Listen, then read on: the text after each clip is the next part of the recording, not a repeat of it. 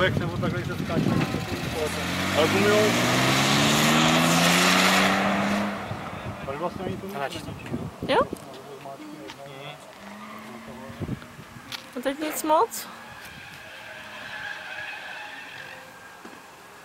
Vždycky má hrnet potom před, je vždycky slyšet, jak jsou ty přední gumy, jak to není v manuálu, ale tady to, že? jak se utrhnou. On se učí sám doma na dvorečku. Zimě na sněhu.